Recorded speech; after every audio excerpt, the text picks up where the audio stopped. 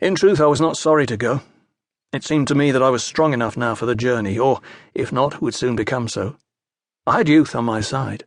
In another 2 months I would turn 18, and the weather had turned. When I tired, I could build a fire and stop for the night. Exhaustion came earlier than I thought, before the thin track from the cottage had even joined a proper road. Sitting before my fire, eating the hard bread and harder roots that Mrs. John had sent with me, I thought about her fear. The country people, not sophisticated enough to have abandoned the old ways, often believed in soul arts and hissafs. But that did not mean that they could recognize them. The only ones I knew of who could do that were women with talent in the soul arts themselves. Sometimes they didn't even know they possessed such untutored talent, like Princess Stephanie. Sometimes they knew they did not, but longed for it, like Queen Caroline. Sometimes they made of their talent a weapon to fight the war against Soulvine Moor, like Mother Chiltern. The web of these women stretched across the queendom, the unclaimed lands, Soulvine Moor itself. And Mrs. John must be one of them, in some minor and untaught way. She had recognized me as a hissaf. But only after I had dreamed of crossing over. It was through dreams that my sister Catherine, now more than merely dead, had terrorized little Stephanie and me.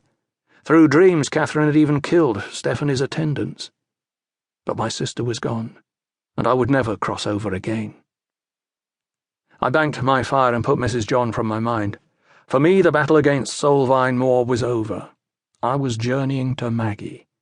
Again and again I pictured my arrival in Tanwell. I would tell Maggie I loved her, that I had been a fool not to know it sooner.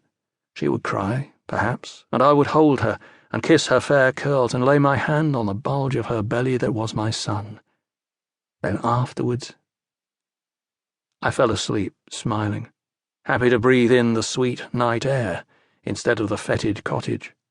I was journeying to Maggie. However, the journeying was harder than I expected. I'd not yet got back to my full strength.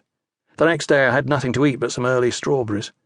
At the first farmhouse I came to, one cleaner and more prosperous than John the Small's, I was able to buy some food and rest in the barn.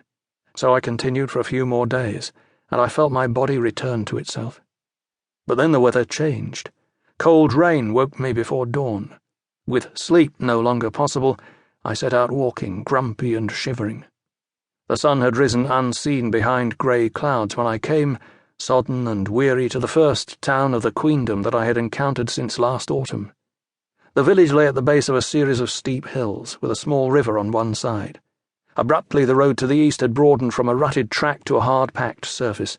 Cottages appeared like those in prosperous market towns, with fenced kitchen gardens and well-tended sheep pens and scrubbed front doors. On the river was a mill. An inn, the Blue Horse, stood on the main road. But the road was filled with screaming people. I gulped, confused, as a young man rushed from one cottage, an old woman from another.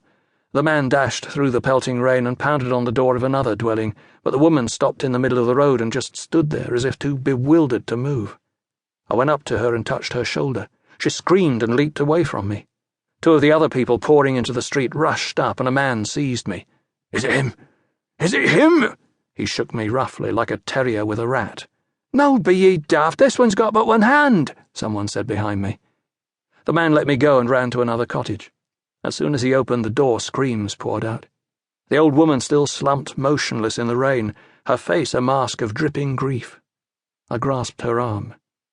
"Mistress, you should go inside." She looked at me, but I knew she was not seeing me, but rather some horror. All at once her knees buckled, and I caught her. People continued to rush past, but none came to her aid or mine. The woman sagged against me, a dead weight on my good arm. I could not leave her there in the mud of the road, so, not knowing what else to do, I pulled her towards the shelter of the nearest cottage. The door opened directly onto a kitchen with a stone floor, trestle table, herbs hanging from ancient beams. The room was jammed with cottagers, grouped around something I could not see on the hearth. A middle-aged woman spied us and elbowed her way through the moaning people. "Mother! Thank you, lad, it is—" The woman began to cry, but she took her mother from me and eased her onto a settle before turning back to me. "It is the shock. So many of them." "So many of what?"